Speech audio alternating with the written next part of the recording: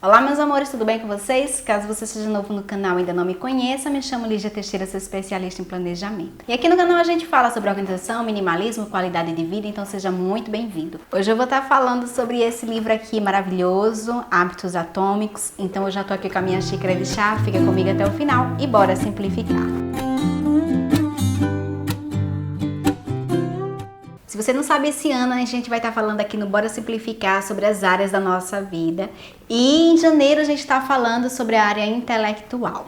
Então, esse livro aqui é uma indicação para ajudar você a desenvolver essa área da sua vida. Inclusive, leitura de livros tem tudo a ver com essa área da vida. Então, bora falar por que foi que eu trouxe esse livro aqui para vocês. Esse é um livro do James Clear, publicado pela editora Alta Life. Eu gostei muito desse livro, inclusive o subtítulo dele é Um Método Fácil e Comprovado de Criar Bons Hábitos e Se Livrar dos Maus. É bastante promissor, né, gente? Muita promessa aí nesse negócio. Mas aí eu vou falar um pouquinho, tá, do significado que ele aplica aqui referente à capa do livro, né? Porque se chama Hábitos Atômicos. Então, hábito é uma rotina ou prática executada regularmente, uma resposta automática para uma situação específica. E atômico aqui é referente a uma quantidade extremamente pequena de uma coisa, a unidade irredutível de um sistema maior. É a fonte de uma imensa energia ou poder. Então assim ele já contextualiza do que se trata. Então ele fala do poder dos pequenos hábitos. Sabe aquela formiguinha? Pois pronto, é dela mesmo que ele está falando e que ele vai falar ao longo do livro. O autor James Clear, ele tem um blog, tem mais de 500 mil assinantes na newsletter dele. Ele também tem uma academia para treinamentos. Então é uma pessoa buscada nos Estados Unidos como referência sobre esse assunto. Aí vamos falar da primeira parte do livro em que ele fala sobre os fundamentos. Ele vai falar dessa importância que os hábitos atômicos ele tem. Eu acho que vocês já devem ter ouvido falar, ou se não, sobre a ideia de você ser 1% melhor a cada dia. E isso parece pequeno, né? É tão pequeno que você diz, isso não tem efeito nenhum, né? E ele fala sobre essa ideia dos juros compostos, ou seja, a longo prazo, o que isso significa, você ser 1% melhor a cada dia. Ou seja, qual é o efeito daquelas pequenas coisas que você faz ou que você não faz, né, também. E aí tem dois exemplos que ele fala assim que são maravilhosos para explicar isso. Um deles é a rota do avião. Você imagina um avião começar uma rota aqui de um lugar para outro, mas com 1 grau ajustado de diferença, ou seja, uma coisa pequena, né, aqui. Mas será que ele vai chegar no destino que ele estava pretendendo? Não. Por quê? Porque começou com um pequeno desvio, e esse desvio acumulado ao longo de quilômetros, né, permitiu que ele chegasse no lugar errado, ou seja, não era na rota e no local que ele estava pretendendo. Na parte dos fundamentos ele fala também sobre a identidade, e eu acho que essa é a parte mais importante do livro, tá? Ela fica logo no comecinho mesmo e tem muito sentido. E por que eu acho que é a mais importante? Inclusive ela lembra muito o conceito do círculo dourado do livro Comece pelo Porquê. E por que eu acho que essa é a parte mais interessante? Eu e minha esposa, a gente já trabalha há um tempo com pessoas que têm interesse em mudar hábito, ter um estilo de vida mais saudável, enfim. E a gente consegue perceber que as pessoas chegam muito entusiasmadas, né? Elas chegam com muita força de vontade para fazer as coisas acontecerem, mas é o resultado, né? Elas estão ali pelo resultado. Aquilo ali ainda não está dentro delas de verdade, aquilo ali ainda não está fazendo parte da identidade. Inclusive ele cita aqui 2 pessoas que estão tentando parar de fumar. E você tem uma primeira pessoa, você oferece um cigarro e ela vai dizer assim, não, obrigada, eu estou tentando parar. E aí você oferece para uma segunda pessoa e ela vai dizer, não, obrigada, eu não fumo. Então, aquela que diz eu não fumo, ela já incorporou a identidade de que ela é uma pessoa não fumante. Então, ela ainda não alcançou o resultado que ela queria, mas ela já incorporou isso na sua identidade. Então essa é a diferença. A outra pessoa que diz que está tentando parar de fumar, ela está assumindo ali como uma verdade que ela é uma pessoa fumante que está buscando um resultado. E o resultado é parar de fumar. Mas a partir do momento que ela não incorporou aquilo ali na vida dela, com certeza isso será muito mais difícil. Então, o que ele chama de 3 camadas da mudança de comportamento. Então, primeiro você tem a identidade, então você assume aquilo ali como sendo você.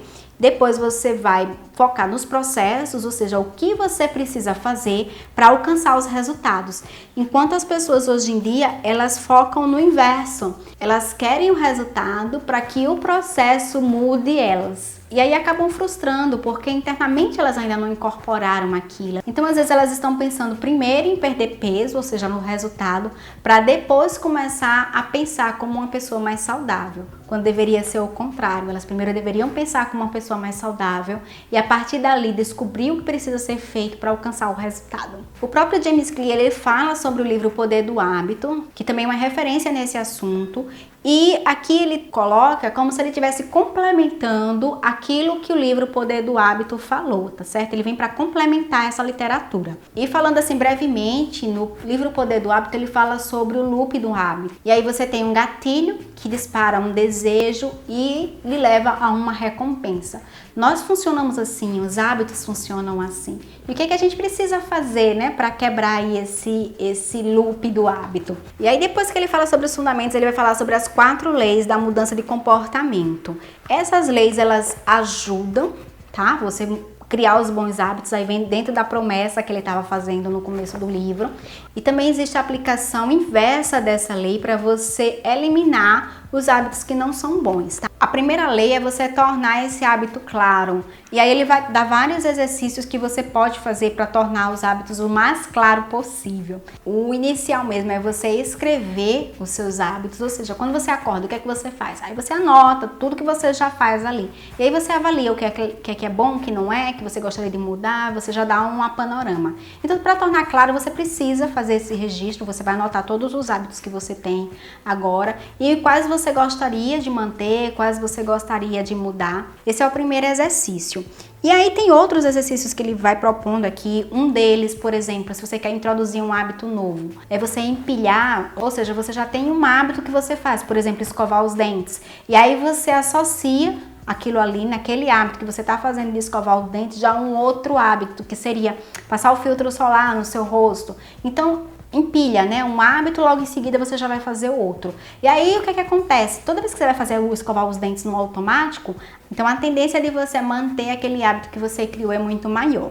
E seguindo a mesma linha, a primeira lei para você eliminar um mau hábito é você torná-lo invisível. Então você vai eliminar tudo aquilo que fique exposto a você àquele hábito que não é bom. Então, se não está na tua frente, dificilmente você vai querer fazer aquilo. Então você começa a tornar aquilo ali invisível para você. A segunda lei fala sobre tornar atraente, né? E a gente é muito movido por isso, por coisas assim que atraem, que chamam a nossa atenção.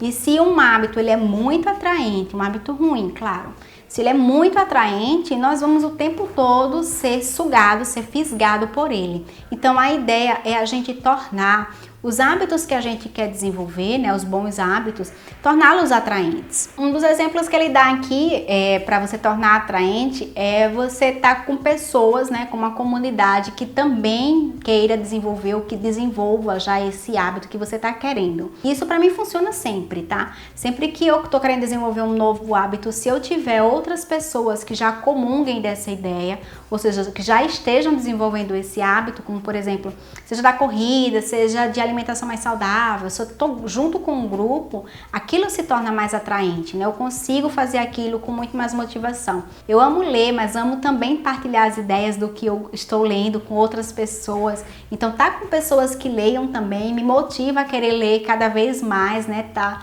Pra gente trocar ideias. E aí tem vários outros exercícios para você tornar o teu hábito atraente. Então, assim, seguindo a inversão, a segunda lei para você se livrar de um mau hábito é você torná-lo desinteressante. Então, faz aí uma mudança de mindset, ou seja, aquilo que você via sempre como muito atraente, muito positivo, você já começa a ter uma outra visão. Então, isso tem realmente a ver com a forma que você pensa. Então, dá uma reestruturada aí na tua mentalidade. E a terceira lei para você criar um bom hábito é você torná-lo fácil. Eu acho que aí tem tudo a ver com a questão do hábito atômico, porque quando você pensa assim, poxa, é só por hoje, né? É só esse pouquinho que eu preciso fazer, ou seja, eu não preciso iniciar agora uma vida fitness e vou treinar 1 hora, 4 vezes por semana. Torna fácil, né, deixa ele atraente para você não ficar aquele negócio, ai, eu vou me cansar tanto, né, vai ser tão desgastante. Não, torna atraente e torna fácil. Vai ficar tão fácil que você vai dizer, pô, mas só isso, né, se eu não fizer. Então você faz, tá? Nessa linha de tornar o hábito fácil, uma das coisas que ele sugere é a gente preparar o ambiente. Então, eu, por exemplo, quando eu tô aqui trabalhando, se deixar eu fico horas sem beber água, né? Não passa desapercebido mesmo. Então, o que é que eu já faço? Eu já deixo uma garrafa aqui do lado, porque quando eu tô trabalhando, já vou e bebo. Então, se o meu hábito é beber mais água, eu tenho que facilitar o ambiente para que isso aconteça. Se eu quero me concentrar, se eu quero focar, se eu quero trabalhar, por que é que eu vou deixar um monte de página da internet aberta, vou deixar o celular do meu lado, bipando aqui Instagram, WhatsApp, enfim, né? Então, prepara o ambiente. Eu, toda vez que eu vou fazer um artigo do blog, desligo todas as coisas, desligo as distrações, me concentro, é foco total. Então, prepara o ambiente, porque isso ajuda você a manter os bons hábitos. E a inversão da terceira lei é justamente torná-lo difícil. Então, se um hábito que você tem, que não é um hábito bom, quanto mais difícil você torná-lo, melhor. Se você é uma das pessoas que senta no sofá, fica ali assistindo as coisas enquanto deveria estar fazendo outra coisa mais importante, então o que você pode fazer? Você pode tirar o controle remoto da sala, você pode tirar as pilhas do controle remoto e aí você pode fazer algumas coisas que tornem mais difícil executar aquele mau hábito. Então dificulta o processo. Se está muito cômodo você chegar, sentar no sofá, ligar a TV, as coisas estão tudo ali preparadas para você ficar horas assistindo, né? Prepara o ambiente para que fique difícil, para que não seja tão fácil executá-lo. E a quarta lei é você torná-lo satisfatório. Quem não gosta de celebrar depois de tanto esforço, né, tanto empenho para que aquilo ali acontecesse e você perceber que no final deu tudo certo, né, que você atingiu aquilo que você queria. E claro, você não precisa esperar a concretização final. Você pode já ter ali algumas pequenas recompensas ao longo do tempo. Ele sugere aqui uma famosa ferramenta que é o rastreamento de hábitos. Inclusive a gente tem vídeo aqui no canal falando sobre rastreamento de hábitos. Você pode rastrear para qualquer hábito que você queira desenvolver. Eles funcionam muito bem porque você imediatamente já está vendo ali o seu progresso. E quando terminar esse rastreamento, comemora, celebra, enfim, vai aproveitar aí a sua conquista. E a inversão dessa quarta lei é você tornar o mau hábito insatisfatório. Uma forma de fazer tornar insatisfatório é você ter um parceiro de responsabilidade, ou seja, uma outra pessoa que vai acompanhar você nessa jornada. É chato quando você quebra isso, né? Ou seja, você tá com uma outra pessoa que tá te acompanhando e ela tá acompanhando ali a sua evolução e você depois ter que justificar que não deu certo, que você vacilou de novo, que você fez aquilo que já tinha dito que não ia fazer. Então essa é uma das formas também de você tornar o mau hábito insatisfatório. E aí no final do livro, depois que ele falou sobre as 4 leis, ele vai falar sobre táticas avançadas. E uma delas que eu queria falar especificamente é sobre a maestria. Depois que você adquirir aquele novo hábito, se você não tiver um novo desafio, você se acomoda. E aquilo vira um piloto automático mesmo, tá? Então a ideia é que a gente sempre busque se desafiar. Então, digamos que a minha ideia era começar a ser mais saudável. Então, o que é que eu faço? Eu começo com uma caminhada. Daqui a pouco eu vou correr 5 km, daqui a pouco 10 km, depois meia maratona, depois uma maratona, enfim, novos desafios. Porque não é só adquirir novo hábito, a gente precisa também ter uma prática para isso, tá? Práticas novas, a gente tem que estar se exercitando, tem que estar se desafiando. Bom, é isso, essa foi a minha resenha para os livros Hábitos Atômicos. Eu espero que vocês tenham gostado. Caso você já tenha lido esse livro, comenta aqui embaixo o que é que você achou também. E se fez sentido para você, curte, comenta, compartilha. E gratidão por ter ficado comigo até o final e te espero no próximo vídeo. Até lá!